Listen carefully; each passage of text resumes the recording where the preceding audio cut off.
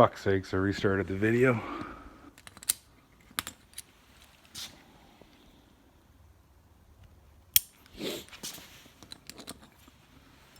But, and yeah, I know there's a drill bit broken off in there. That's a story for another day. But you can see that got just hotter than shit. And there's a quite lovely smell coming off all this crap too. And so the reason that that happens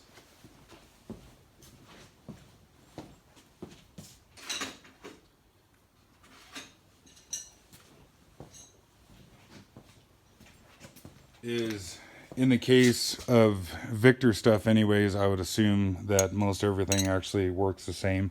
But I'm personally only familiar with Victor, is that you have your two different gases coming in here, fuel and oxygen. In the case of this one, it's got check valves and flashback arresters. And then the two gases actually stay separate all the way, well, hopefully they stay separate. They're intended to stay separate all the way up through the valve body here. And then if we look in the end here, well, you really can't see, but there's two different sealing surfaces inside of here.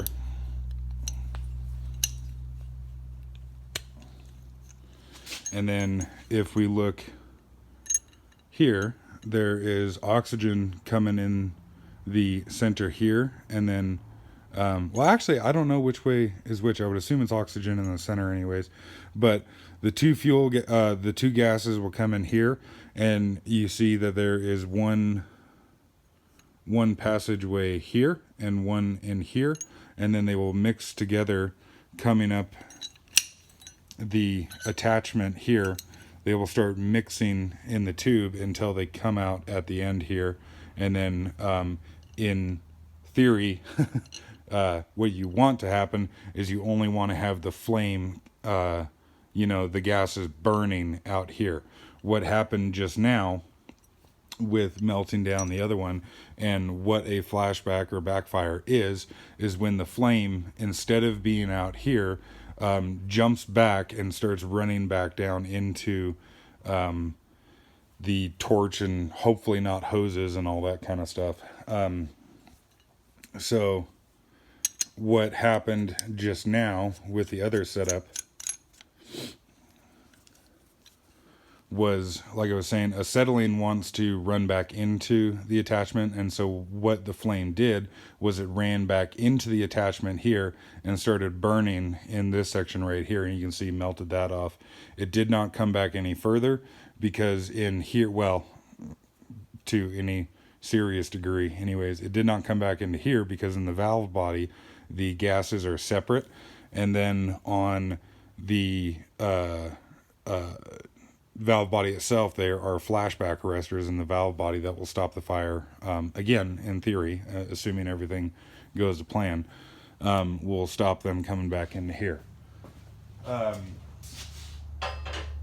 And so I personally anyways think that it's really good to illustrate that, and to be aware of the sound that it makes, because as you can hear, it's a very distinctive, like, whistling sound. And so what I want to do now is I want to take out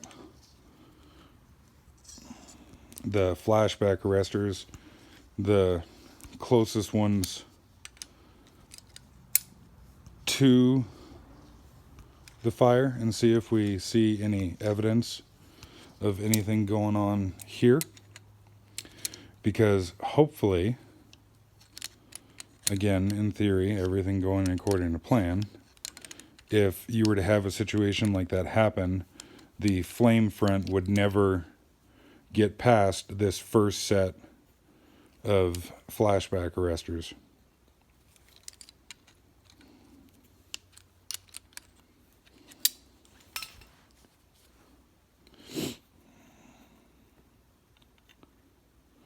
So, oh, yeah. A little bit of sooty shit on that one there.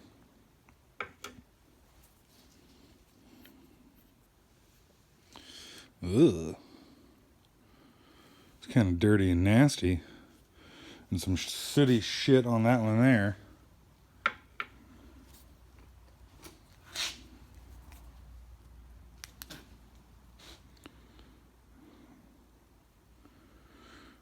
But otherwise,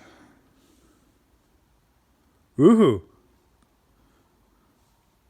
I got this torch used, so maybe that was from before, maybe that was from just now, I don't know. But point being that a sustained flashback, or any flashback, is something that you don't want to happen, but there are certain levels of precaution and everything that you can take, like inspecting your torch, making sure it's in good condition, having extra flashback arresters in place if the valve body does not have them. There are, well, it's like I was saying in the last video, I would argue that there kind of is no such thing as like a dangerous tool or whatever. There are only dangerous people and dangerous decisions that we make, which, purposely burning down a torch could be considered one of them. But yeah, it requires, a level of knowledge of what's going on here and a deep respect for the potential of what can happen and what can go wrong.